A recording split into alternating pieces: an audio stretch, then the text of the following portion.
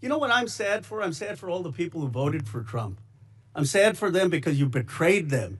Republicans know how to do just one thing well, and it's their method: deny, deflect, and defend Donald at all costs. And this week we have someone new on the hot seat, being Pete Hegseth, who is getting ritualistically embarrassed by Democrats in the House this week over his illegal and stupid war with Iran. Particularly Representative Roana, who got into a heated exchange with Pete Hegseth, leaving him so infuriated that a Republican committee chair member had to calm Pete Hegseth down from all of his screeching. To bring them all hope Mr. more than Secretary, I understand, but he controls the time. He controls the time. This whole hearing is just a great reminder to every American just how completely and utterly incompetent Pete Hegseth really is. And what's even sweeter is that we get to watch his crash outs live. So be sure you're subscribed to US Democratic Socialists for more good news like this you don't want to miss. All right, here is the heated exchange between Roana and Hegseth. Take a look. Will you acknowledge that there is an economic cost to the American people for doing what you believe is necessary to make Iran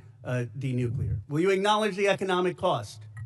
We have an incredible economic team that's managing this better than what the previous but administration did to our economy, what the previous administration did for don't inflation, even know what the what's upsetting. the administration did with COVID, and you're going to lecture this administration about the economy? You know what is upsetting? Incredible. You didn't even do the analysis on how much it's costing the American people. It's one thing if you said, okay, it costs the American people $5,000, but we think it's worth it. Talk about a sidestep. Hegseth heard the question, right? Processed it, locked it, clocked it, got it, and he said, "No, actually, no. Have you thought of Iran having a nuke? Have you thought of Iran having a bomb? And also, do you remember Biden? And what about Biden? And what about COVID? That was so bad, wasn't it? Like, come on, dude. It's 2026, you troglodyte. Like, what are you even talking about? Next, he's going to start complaining about Hillary Clinton's emails, or it's Barack Obama's fault. It's Barack Hussein Obama's fault. You know, oh, it's his fault that we're in Iran. It's like, no.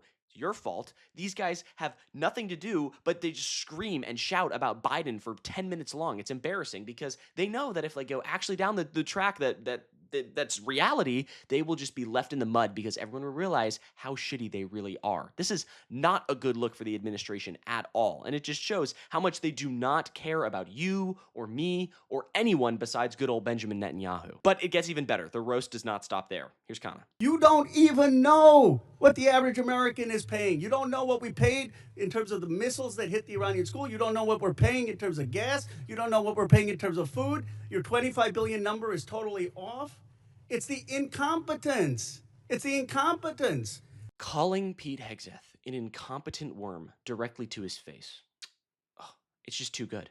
It's too good. The guy has no clue what he is talking about, and he probably doesn't even know where he is half the time because he spends so much time hanging out with his good buddy Johnny Walker. The guy is a mess, and these hearings just prove that. And just to further prove that point, check out this moment where Hegseth has nothing, literally nothing. He has no response to what Roana throws at him, so he just starts screeching about gas prices like it's suddenly going to somehow change the narrative. Like, oh, what are we thinking? Of course, the gas prices. Take a look. Like, you don't know what gas costs. You don't know what food costs. You don't know what the operation costs. You know, I get sound bites, but how about numbers? Do you know how much the enriched uranium was after you ripped up the JCPOA? Trump did. I'll give you a number. I know that, as was stated by early on, the price of gas is twice as expensive in California, your home state, as anywhere else in the country because of the horrible policies your state pursued. You know what? It used to be that type of stuff worked.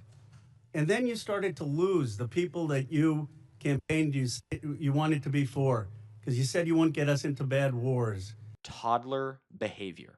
Hegseth just proved Roana's point right there for him, just yelling about how gas is expensive in California. He's asked, do you know the price of this, this, and this? Well, I'll give you a price. It's expensive in California. How dare you have expensive gas? It's like, yes, gas is pricier here. I live here. I know. It's not a shocker. It's right there, right? We all know. There's a variety of reasons for why gas in California is more expensive, but that's a whole nother video, and including environmental reasons. God forbid a state cares about the environment, right? But these sound bites don't work anymore, right? And Roana even points that out. He mentions that right before Hegseth even says the soundbite. He says, oh, you can soundbite all you want. And then Pete Hegseth tries to soundbite. It doesn't work, right? Pete Hegseth, Donald Trump, people are completely out on them. right? And they hate this administration because they are to blame for higher prices and going into this war with Iran that they promised they would not do. People remember those promises, right? And so that's why Donald Trump is polling at in the 30s and Hegseth is in the mid 30s, right? Like these guys are ruined. There is no question. So when he pulls some random gotcha moment, right, it falls flat. And no one cares. And he looks like a moron. And then he gets angrier and angrier and angrier. And so when he is questioned by another representative, he just starts to blow up. And he has to be calmed down by the Republican committee chair in the moment. Check it out. You That's what I asked you you. are disparaging me that I don't care about the passing of our troops. Nope. That I asked think if you our thought troops they're are- lying, Terry. That's disparaging and Reclaim my smearing time. in every way. Nobody cares more Gentlemen, about the fate of our troops. Nobody cares Mr. about the health of our troops. Mr. Secretary, Nobody wants to bring them all hope Mr. more than I Secretary, do. I understand, but he controls the time. He controls the time. You get to control your answer. Whiny, whiny little baby who can't take an ounce of criticism. Seriously, he's complaining to the chairman like he's his mother after he just, I don't know, spilled his ice cream on the playground, right? He's just such a whiny baby. It's such a terrible look for Hegseth. And we all know what happened the last time a Trump appointee had a really bad look at a congressional hearing. You know why? Because Donald Trump, the Dow right now is over. The Dow is over $50,000. I don't know why you're laughing. You're a great stock trader, as I hear, Raskin. We are coming on the air with breaking news. President Trump has apparently fired his Attorney General, Pam Bondi, according to a senior administration official. Well, I did forget that Pete Hegseth isn't a woman, so you know what? Trump will probably be fine with it, right? If you're an incompetent man, Trump loves you, obviously. But if you're an incompetent woman, hit the high road, you know? Trump seems to really love Pete Hegseth, which, if you think about it, does make a lot of sense. I mean, they have so much in common. This whole hearing is just such a humiliation ritual for Hegseth, and he is forced to sit there, and he's such a chud, and nobody even likes him. It's just, oh, it's so good. Look at the net popularity rating for Pete Hegseth in recent polling. You look at Quinnipiac, look at this, 15 points underwater. You think that's low? Why don't we go over to Yahoo YouGov? Even lower. Look at this slide. Secretary of Defense's net popularity at this point in the Gulf War. Look at Dick Cheney. He was 62 points above water. Look at Donald Rumsfeld, who of course became unpopular later, but at the beginning of the Iraq War, look at this. He was 58 points above water. Pete Hegseth, I mean, look at this. It's just completely on the other side of the aisle. Historically unpopular Secretary of Defense. The American people don't buy it anymore, right? The old ways of doing things are gone. They're done. We're not falling for it anymore, right? Iraq, Afghanistan, Kuwait, Libya, Yemen, Lebanon, right? Enough is enough, okay? We've seen this story time and time again. The American people want to get out of the Middle East. They want to get out of these forever wars. They want to stop these stupid, pointless, bloody battles. They want to stop it, right? They want to stop spending all of this money, billions and billions and trillions of dollars across the world, building bombs and planes and guns when we actually need that money here at home, right? We're not falling for it anymore.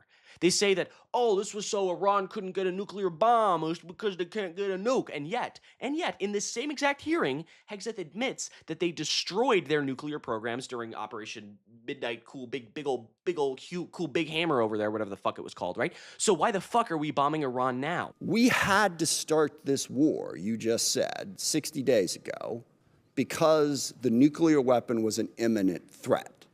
Now you're saying that it was completely obliterated? They had not given up their nuclear ambitions. Oh, their ambitions. Oh, of course, because bombing them will change their ambitions, right? Because what brings down tensions and allows for negotiations more than bombing a country and threatening them with ending their entire civilization? Oh, of course, that's such a great idea. That will surely reduce their ambitions to build a nuclear weapon towards the country that was literally bombing them actively for the past 20 years.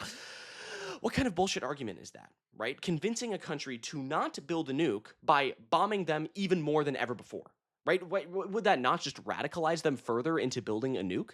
Like, seriously, it's the same narrative that we heard from Israel when they were committing their genocide in Gaza. They claimed that they wanted to root out all of Hamas and get rid of all of Hamas. So they bombed every inch of Gaza, killing tens of thousands, if not hundreds of thousands of civilians in the process, and radicalized a whole new generation, right? There's reports that have found that there is more now people who are in Hamas than ever before because of this violence and brutality being imparted on them by Israel. And here we are again at the behest of Benjamin Netanyahu invading and killing.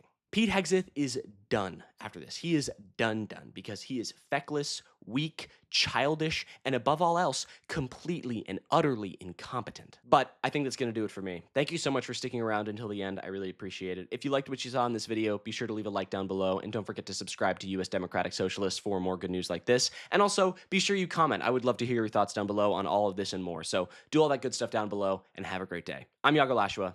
Goodbye.